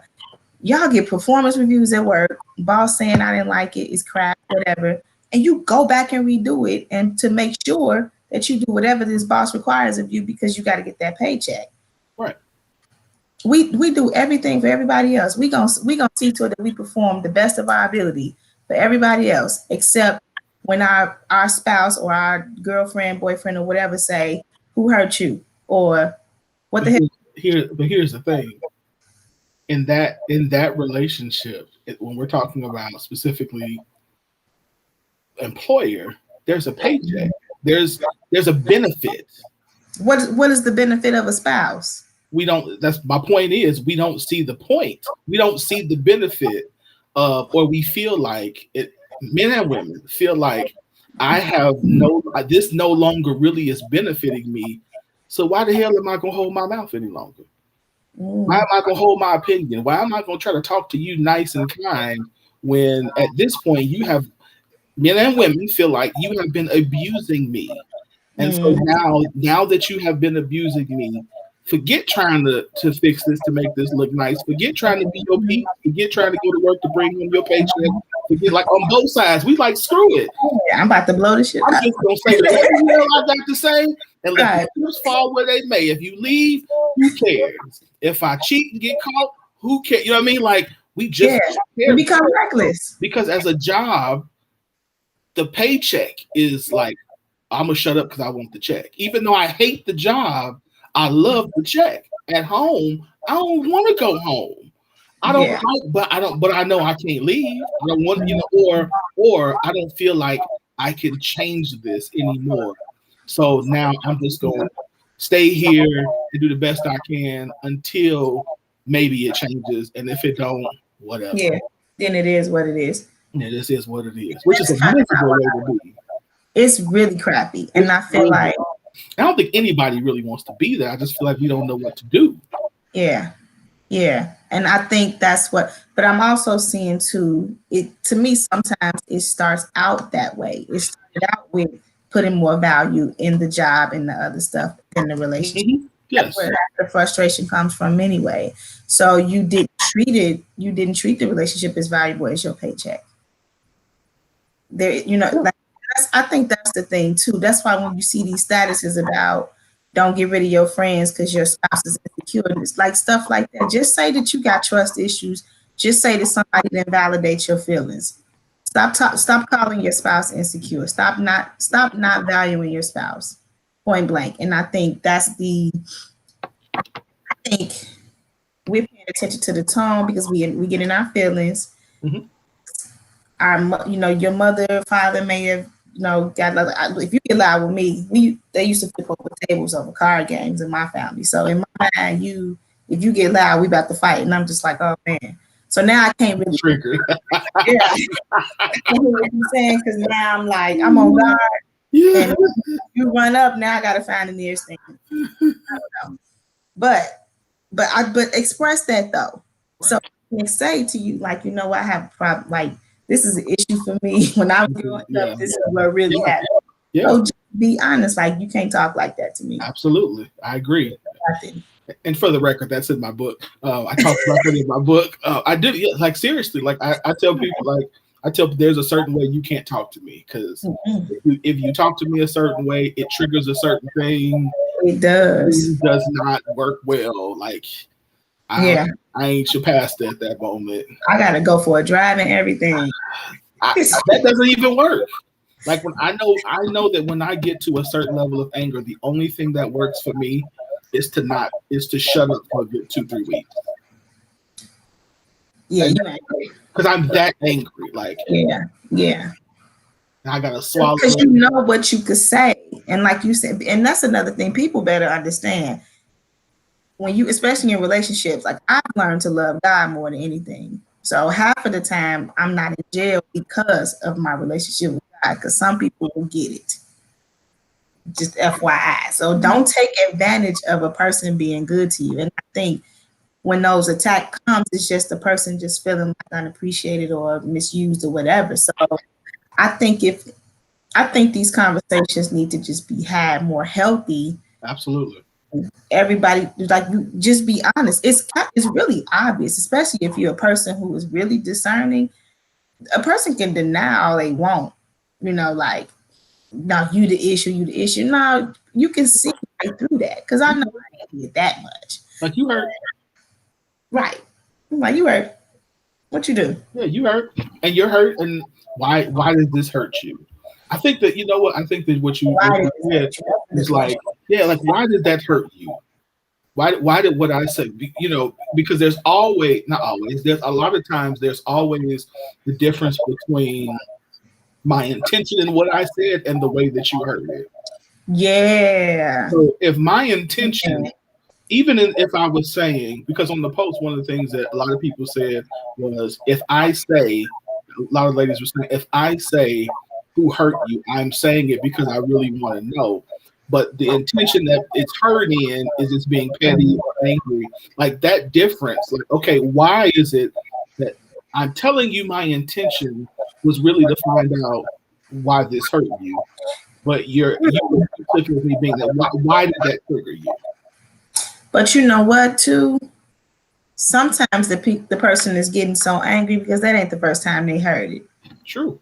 So that's the answer, though. This ain't the first time I heard it, and usually when they hear it, they're trying to be petty. Okay, but I'm not that person. I'm not being petty when I say that. I'm really trying to find out in this moment, wanting to know why are you responding like that? Yeah. And it becomes irate, and now we don't solve anything. But there is no trying to going back to normal after such a blow up like that. And I think that's like, women are now becoming verbally abusive because now it's just like no boundaries, none whatsoever. We used to be, they used to tell us to practice first before we come to Iron Man. Watch your tone, watch your facial expressions and all that other stuff. Now, like, women are just like, F it. Yeah. You gonna get this, how you gonna get it? And I'm like, man, this ain't getting nowhere. But it's valid. And I think both people have to examine what they've done. Other than that, y'all might as well just go your separate ways, because y'all might get to the head off. I think you're absolutely right. I think it's not. I think that, and what I tell people is, I want you to be free to say what you need to say. I don't want you to feel like you have to walk on eggshells, that you got to tiptoe. I want you to feel like, I don't want you to feel like that. However, I do need you to know that the way you say something to me matters. And so if you say something to me the wrong way, and I'm very self-aware in the sense that I know that I could be hypersensitive sometimes. So I have to, okay, and I am sensitive. And so if I respond for a moment by either backing up or just looking at you, or that's because I'm trying to filter in my mind, is she starting something, or is this an issue because, like you said earlier, because usually when somebody talks to me this way, this is a fight. I have to decide. So please, be careful how you talk to me. I'm gonna be careful how I talk to you. You know what, too? I think this is important to get to know who you with. Something that even now that my kids are getting older, they're starting to even know that there's just certain things about me, that's just the way that I am. Mm-hmm. But they have learned my heart. Mm-hmm. So to me, have you really learned the true heart of the person that you with? That's true. My grandma sugarcoats anything. Yeah. No, man, she is no respecter of persons. I tell you, I swear. But when it's all said and done, grandma's heart is gold. You know what I mean? Like, her real heart She don't want to see you hurt. She don't want to see this. And so I'm noticing that my children understand that I'm very direct. I'm not about to play with y'all. Let's go ahead and have this conversation. And I'm not going to say, I just go straight for the gusto. You say it. That's how we talk. So they understand that now. They understand that true heart. I was going to say, and I think that's absolutely true. That goes between, again, the intention versus the way it was received. Yeah. And I think also as the flip side to what I said is exactly what you said. Is if I say, hey, when you talk to me a certain way, this is how, then fine. But your response is, I'm a very direct person. So understand that I'm a very direct person, and half the time when I say something, I'm just being direct. I'm not trying to hurt your feelings. I'm just saying. Then now we have an understanding of, if you say something to me direct and I take it in a sensitive way, all right, he might have took that sensitive, give him a second. And I know she's just being very direct. She didn't mean nothing by it. She didn't mean right. So we can process that. And if I'm not sure, I can say, all right, was you being petty on that one, or was that right? And now we learn. And I think that's how we learn and grow and develop language, common language together, where we know. And this is why I think that typically God puts people together in relationship, and I mean friendship, marriage, who are opposite. So that way, if we're going to use the example of me being sensitive and you being direct, that sensitivity can be developed and matured, and your directness can be developed and matured. So you have a sensitivity to my sensitivity, and I have a sensitivity to your directness. Yeah, and then I was gonna say though, if you sensitive right now, I'm a person that needs answers. So like I like the whole sweep things under the rug. What they say, don't let the sun go down on your rap. It ain't even a rap. I just need answers. So I think tell me then, not right now. Right. Yeah. I can get back to you. But if you blow me off, I'm like, hold on. Hello. Like now I'm being real. Now I'm being insensitive to your moment right now because you blowing me off. That type of thing. Like I said, even with my children, when I know that they're upset about something, it's like, okay, I'm gonna give them a minute. Yeah. We gonna talk about this. But that's maturity. That's growth right there. Right. So it's like, okay, it seems like you need a minute and you know how I come. So okay, we'll talk about this once you've calmed down. And then sometimes we can just say, Mom, give me a minute. Cool. Just know we're gonna talk about it today. Yeah, that's growth. And that's growth on both ends. Because again, at some point, you're not sweeping on the rug because it needs to be talked about. It needs to be talked about. And both people can say that I felt like my sensitivity was not dismissed, and you can say my need to work through this and not sweep this under, like it's where we're supposed to be. Mm-hmm. Neither of us have walked away feeling like I wasn't heard, my need was not met. But it was done in a way that was mature. It was done in a way that was healthy. Let me use that word, healthy for both, for both people, or both personality types. Right. That's what doesn't happen often enough. Right. And then what makes people think that everything that's said in a relationship we're supposed to like anyway?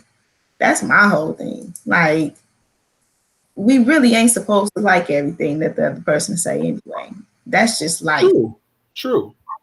So like, let's fight about it, and then like you may have to reconvene in the morning or the next day, whatever, or like something that I know Craig would say to me, I'd be having conversations before going to work. That's a no-go.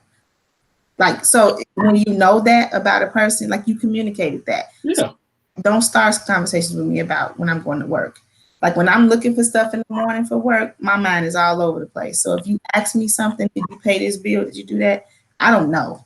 And I probably paid it. But the thing is, my mind is not there right now. So maybe text me later, or maybe so, because then you'll get snapped in the midst of my frustration because you're asking me something and I'm already overwhelmed. I'm late for work. I'm trying to get out the door. So I think communicating that stuff, and you got to respect, even though you may need to have this conversation, and they already expressed they're not trying to have those kind of conversations on the way to work. Mm-hmm. The morning is not the good time. I'm not a morning person. So to me, don't try to approach people in the morning. Mm-hmm. Don't even do it. If you come with coffee, if you want to have. We're gonna have a conversation with oat milk, by the way. Anyway, what's up, Q? She said that's bigger than the individual issue too. That's familiarity. You can't have that with just anyone or immediately. Absolutely, and that's relationship. That's the development of a relationship where you do that with somebody, and that's how you build. You have to build to that. But again, that's why I said we have to, like, instead of automatically assuming, or even if we do assume that we take that a person is saying who hurt me is being petty, instead of just assuming that, asking the question. One of the things that I'm noticing that I don't necessarily care for is in relationship, friendship, any type of relationship, we don't seem to go that extra step of trying to understand. We just want to be understood. And yeah. so sometimes it's us having to be the person to say, okay, wait a minute, hold on. Mm-hmm. What you mean by that? Let's and I don't have to like it. I mean, you could, but at the same time, but if we're going to build healthy community, healthy relationship, we have to at some point be the person to not just react to what's being said or how we interpret what's being said, but sometimes we got to ask that question and say, all right, hold on, that sounds like you want some bullshit. What you trying to ask me? You trying to be funny, or you trying to before we respond? Yeah. And we don't seem to always necessarily have that care anymore for people. Yeah, and I think that's the messed up part. Like, that's the messed up part. Even in these, like I said, groups with these conversations, because we not talking, you don't hear the tone, you don't see the facial expressions everybody's typing. Now you can definitely tell pettiness and jabs in writing. You can definitely see it, but I think it's even like you said, even if I'm being petty, answer the question. Or yeah, when can we get to that point where grow up? Well, I think it depends. Again, it depends, because if we're in the middle of a heated discussion, and you ask me and you jab at me, answering the question is that not the, again, it's the, I'm going to defend myself. Yeah. So yes, we should, just because a person throws something, we should not always be the person to. We should be able to say, okay, that was a petty response. They were let me just respond in a mature way to end this, to not go back and forth. Right. We should. You're right. We should be able to do that. Instead of the bickering. And then you don't even get the question answered. Some people do that on purpose to get out of answering that question. Absolutely. Go back and forth because you don't want to talk about when they hit you with that skillet. Absolutely. Whatever. So you don't want to address that because you don't want to dishonor. And that's a whole nother topic about your loyalty and honor to your parents and the people of your past that causes, turmoil in your current relationships. Absolutely. I want to talk about that truth. So absolutely. It makes no sense if you're entering into an intimate relationship like marriage.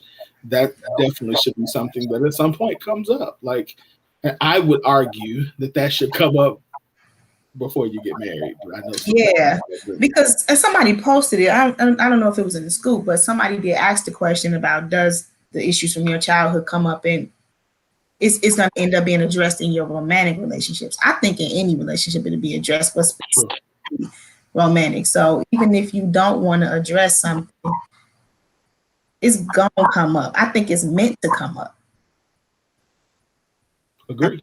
Meant to come up because it probably needs to be dealt with. And I think we all good at it. We good at suppressing all of that other stuff and going on and living our life until that one person come and just like piercing, like hitting all the spots, and that's usually your spouse. Nobody uncovers your family dysfunction, your familial stuff than you like your spouse. Yeah. Woo! Yeah, it was like, do you really think that's the truth? Yeah, that's the truth. All that stuff is coming up, and your kids. Absolutely. It's gonna be the next trigger, because if you end up not succeeding in a relationship, The kids about to expose all of that. Yeah, They haven't been taught that yet. So, especially when they early on, because they, like you said, they say exactly what they think when man, they think it. And right. Shoot. And you like the time you talk about timing. That's what I'm saying.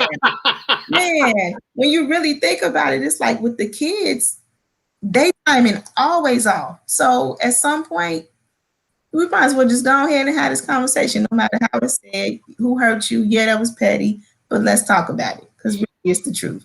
Somebody done did you wrong. Yeah. Our family is our foundation for trust and love. We don't like that question, even when we know it's not healthy. Absolutely. Mm-hmm. But it has to be. You're absolutely right. But it has to be, because I think for me when I was married was the day I had to realize that though my parents are great people, they taught me some dysfunctional stuff. Mm-hmm. To have to unpack that is very difficult, but it's also very freeing.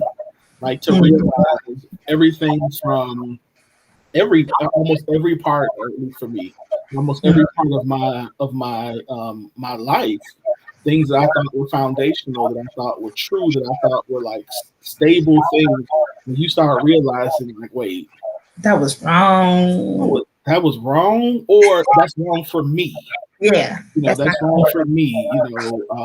I mean, everything for me, I can say everything from the way I practice my faith to the things that I didn't do, to the things that were said, and how we are not like.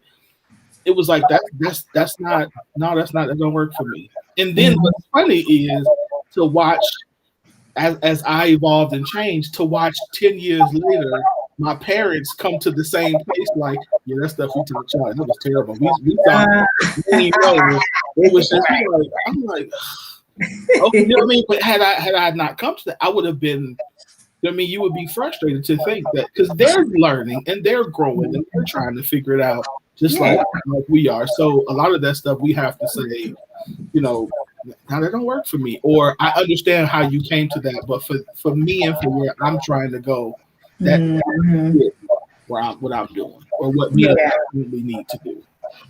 I think it's dope when your parents can come back and say, yeah, that bullshit your daddy did now. Don't do that. Yeah. See, y'all figure something out. Yeah. Because that's how you really break the stuff. Like being free. I wish our parents would do that. Just be free and really tell your kids the truth. And like Q says, that our family is the foundation of trust and love. That's how it should be. And like I always tell my kids, when they be in, sometimes they do insult each other. But one time I, pulled them all together, like, I would rather you hear from them than to hear from the streets. So if they telling you stink, breath stink, or you need to do this, I'm glad they said it while we in the house. This is our safety, because here, if something is wrong, we got what you need here. We gonna fix that. Because now when you go out into the world, they're not gonna have any mercy. Here is where we look. This is the foundation of love and trust. So here we gonna look out for you. So that ain't together. Before you leave the house, we gonna deal with it. So that means you may feel insulted, or you may get your feelings hurt in this process. But I think before you go out into the street, right here and within this crew, within this circle, let's say everything. We gonna be petty, because they mama petty. You need that. And you need that. Like, I'm saying the same thing in your friend circles. Like some of the stuff that me and my friends say to each other. Exactly.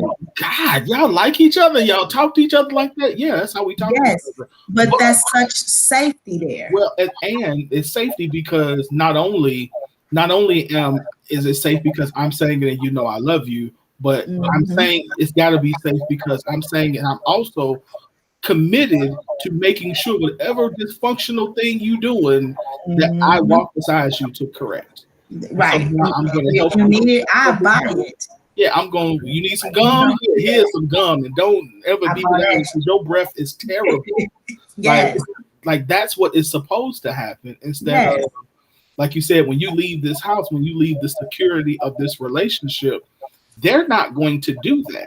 But I think the other part of that is when we don't know that our relationship in our home is safe, then to hear that now puts us in a position where we're going to respond to the people in our safe space the same way we respond to the people out there, and that's defensive. Yeah. That's the problem. Is now this isn't safe now.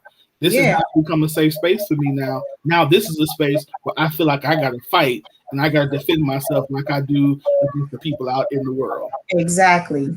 Your home is supposed to be that place of safety, that safe peace. Like that's the practice fight then. Like if this is how you handle the world when you go out there. So no, I definitely agree. And like you said, you're within sister circles. I really hate when women say that they can't get along with other women. That's so disheartening because I got some sisters in my circle to the point where they'd be like, no, you shouldn't be at this point in your life. You should be walking around like this. You should be walking around like this.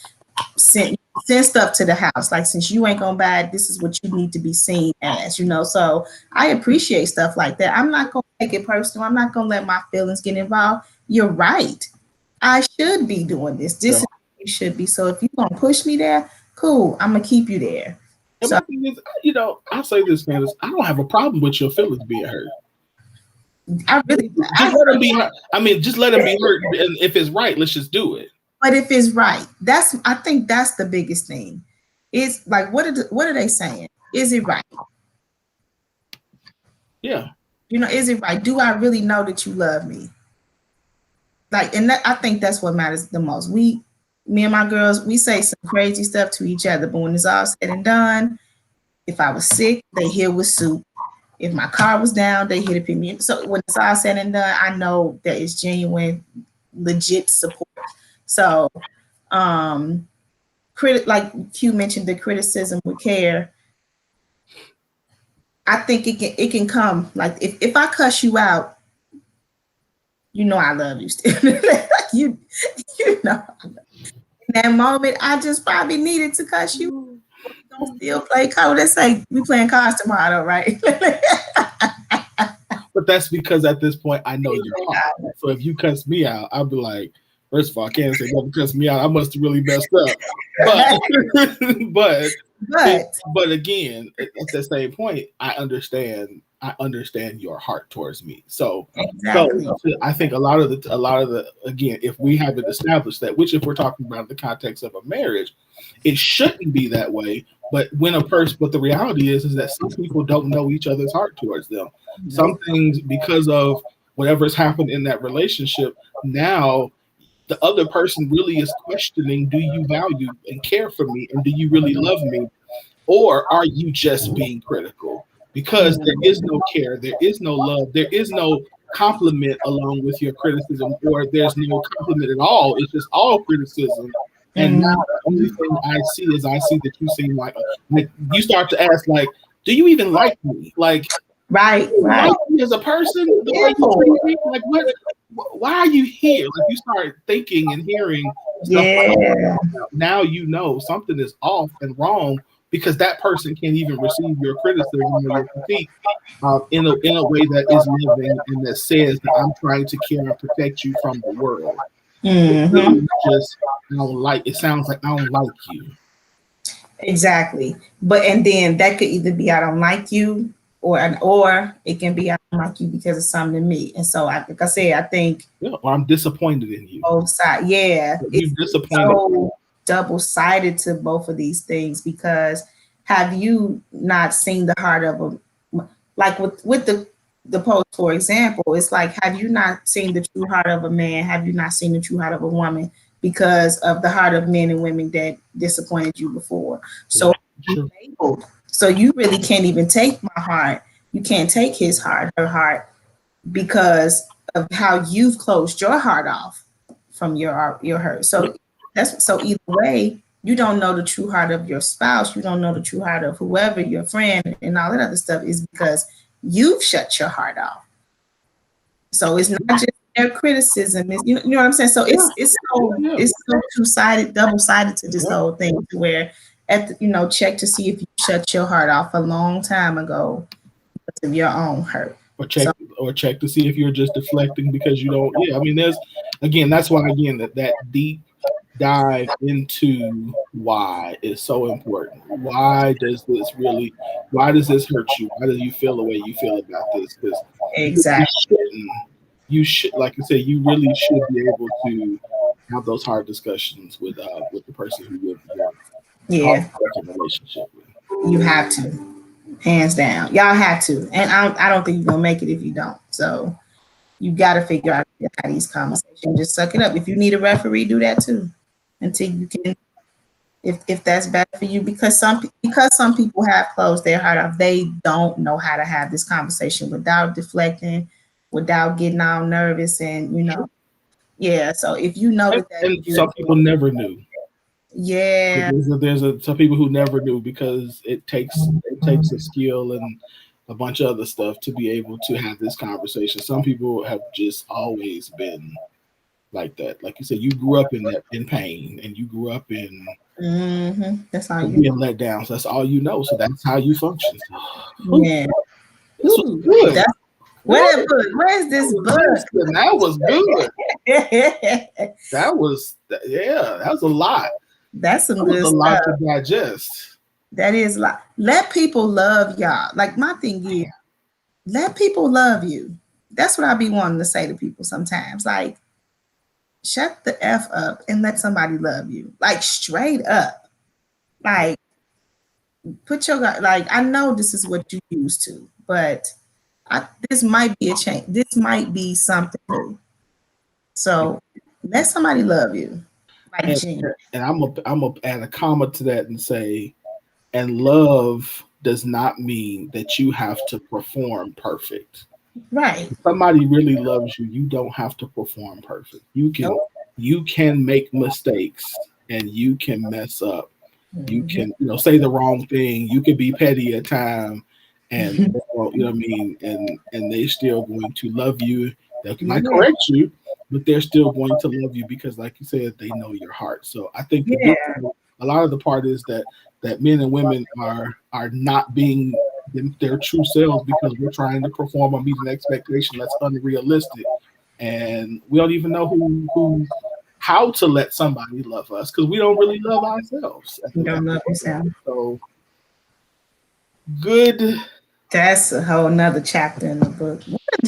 When is this book coming out? Because I'm tired of talking. In June. So it's coming. It's coming. Oh, my copy. It's coming. Pre-sales will be there before June 20. I think it's June 20th. That's what's up. Yeah. All right. Good show. Good show. Hey, Q. Yeah, what's up, Q? I hope the concert went well tonight. What's you got any final comments? I think that was my final comments. Like, who answered, like, the next time somebody say who hurt you, answer the question.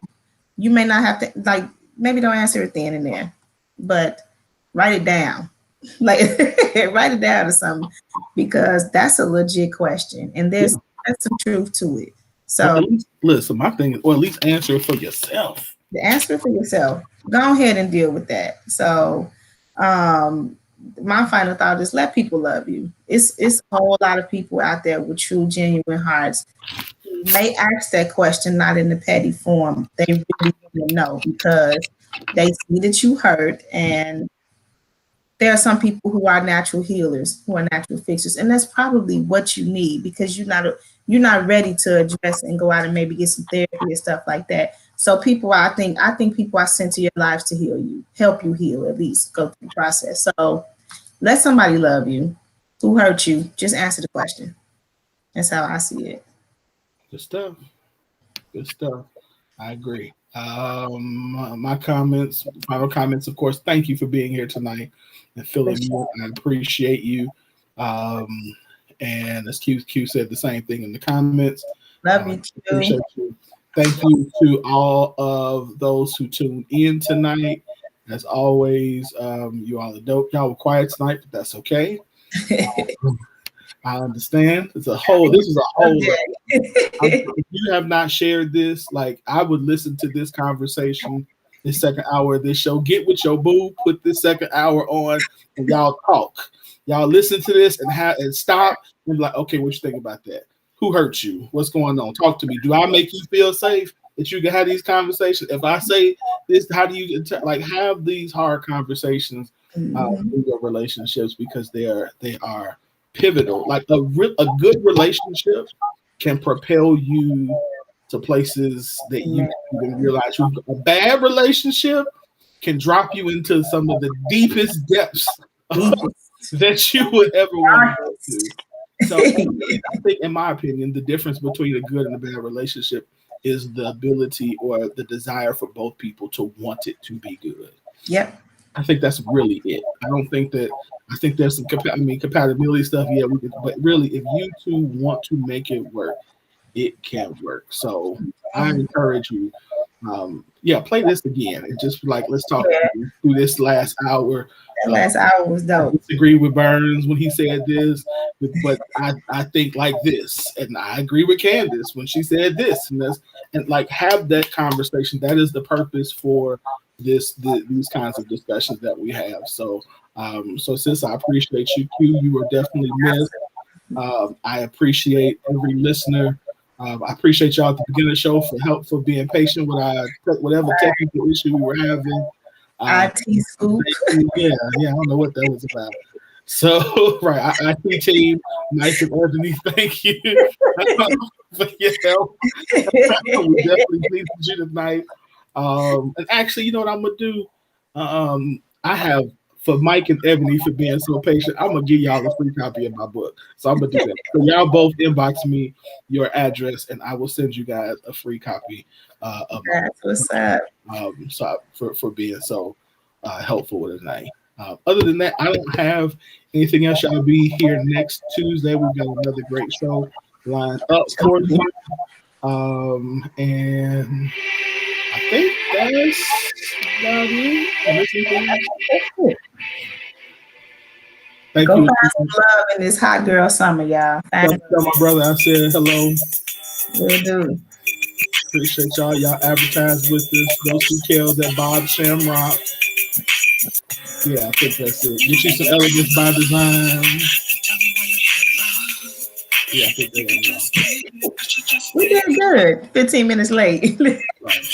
Hey, Mama. When you come in? I didn't know she was here.